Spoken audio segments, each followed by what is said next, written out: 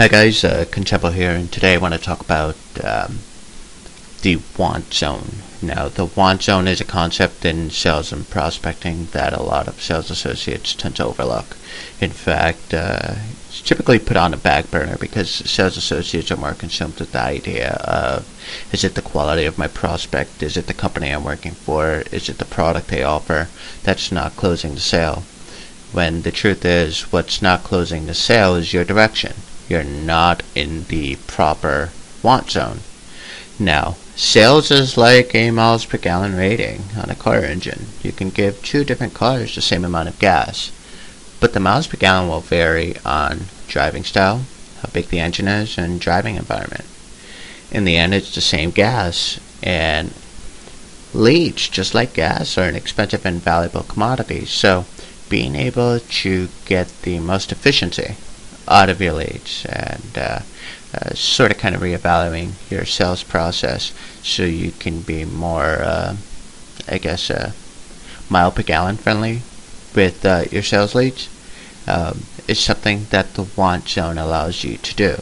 Now, I want to share with you how to optimize your sales process. Now, in the spirit of car enthusiast and the eco-friendly conscious, miles will vary. But if your sales performance is comparable to a V10 that manages only 10 miles per gallon, then you really do need to reevaluate your process. After all, gas is gas, just like a lead is a lead. What matters most is how efficient you are with your sales leads. Now, there's a big difference between a sports car getting 10 to 15 miles per gallon and, let's say, a Hyundai, which is a 4-cylinder getting 40 miles per gallon.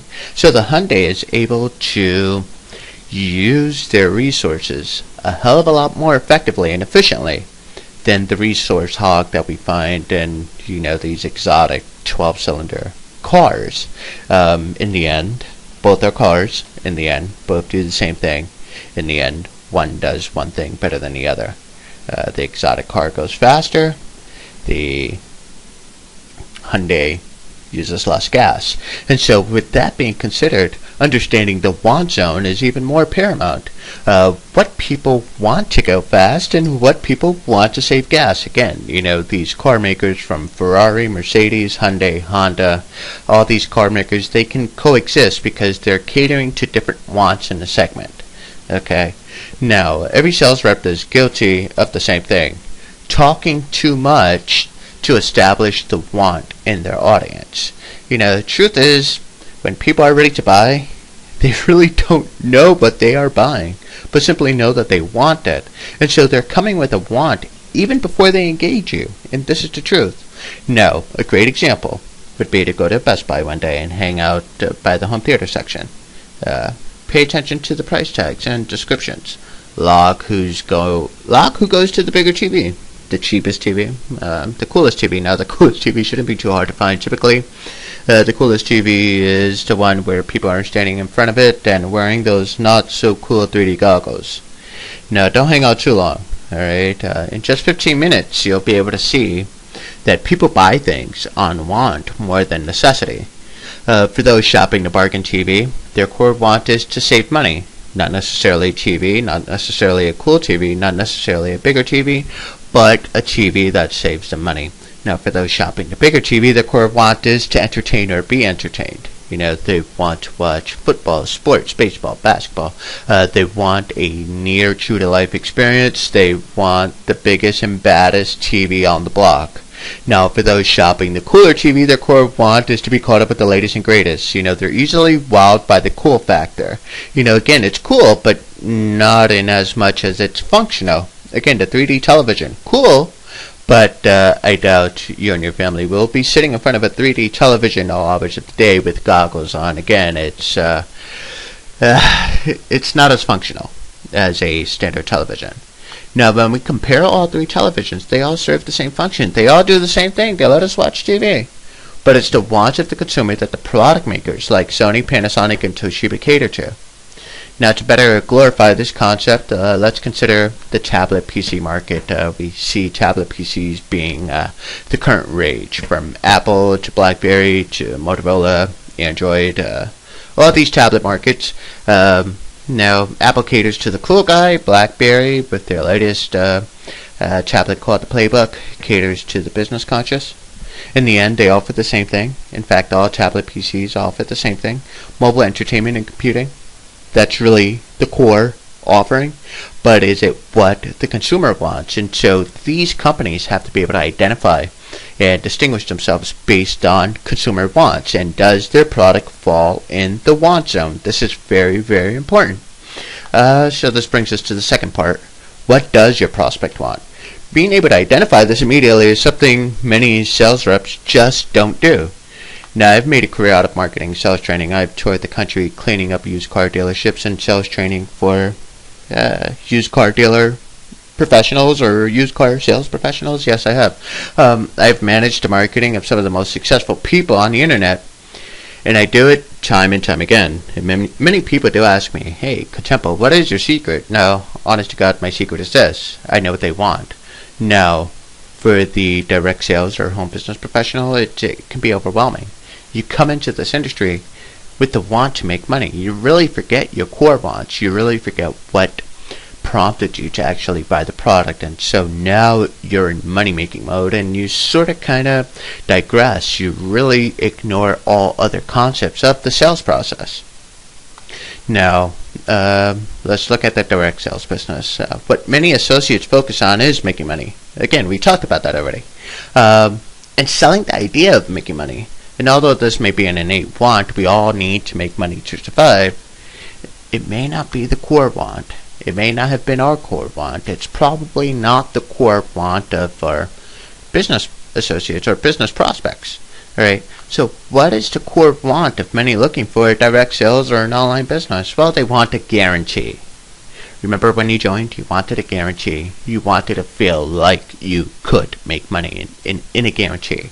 That you would be successful. And that's period.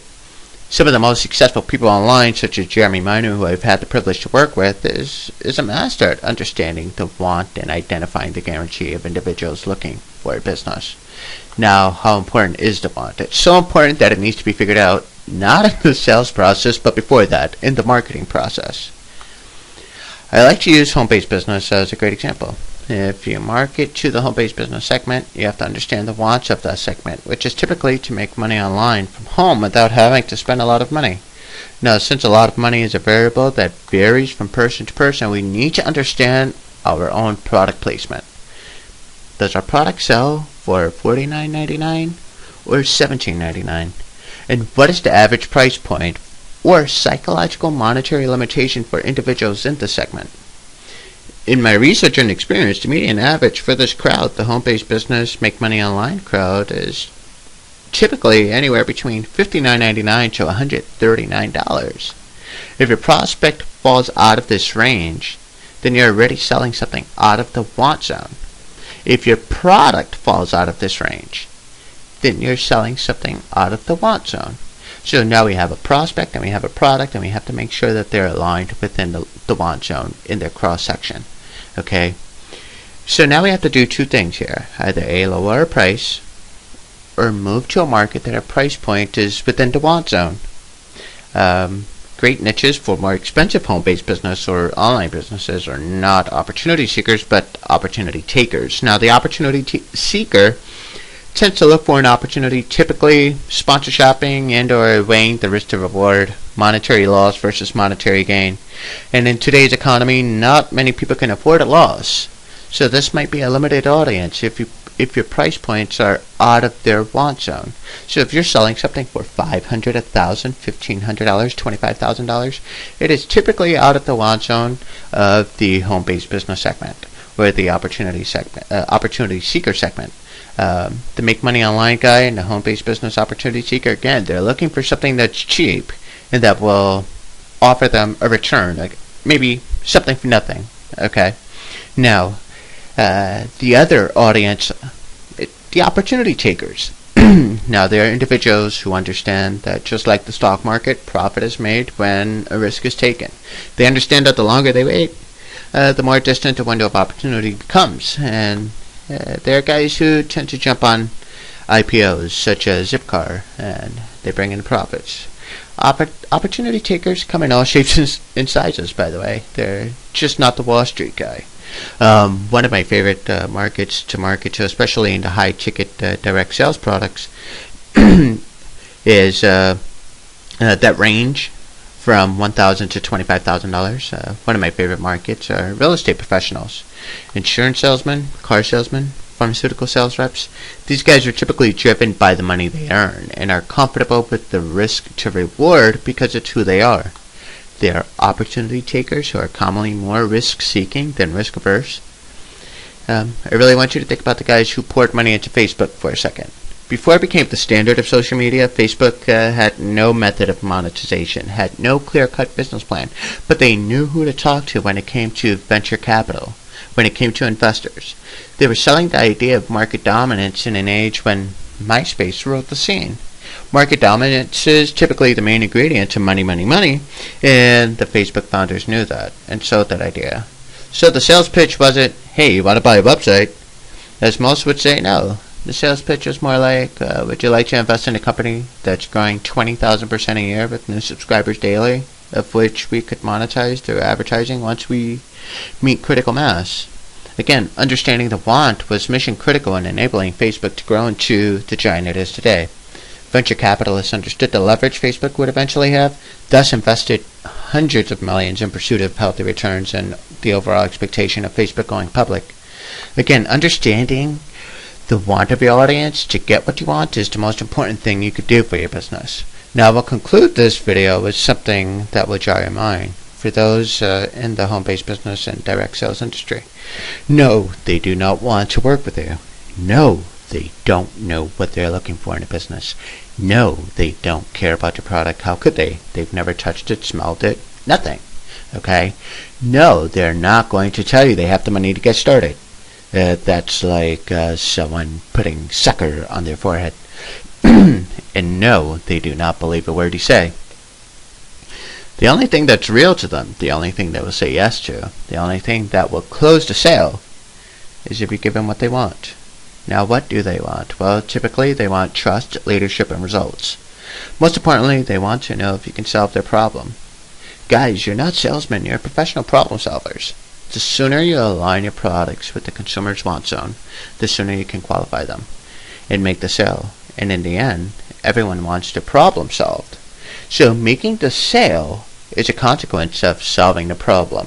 And so when you look at every want zone, whether it's I want a new car, or I want to make money, or I want to travel, or I want to go on a great vacation, you understand that every single want is presented with a problem. Whether it's real or not, it is presented with a problem. And so the idea here is to solve those problems. You know, someone wants to go on vacation, but they don't have enough vacation days. So how do they solve that problem? Someone wants to buy a car, but they don't have $50,000 to spend on a car. So how do you solve that problem? Get them into a more efficient, effective, cost-friendly vehicle. Okay, so every want out there has its own problems, and you being able to identify that will make the difference in you closing that sale or not. So I hope you enjoyed this video, or audio rather, and hope you learned something.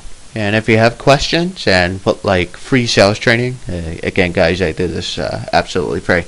If you would like free sales training, give me a ring, 708-714-1680. We could actually do some role-playing, prospecting, and that kind of thing to better gauge where you are in your sales presentation. Alright guys, wish you all the best. Hope you're making a lot of money. Take care.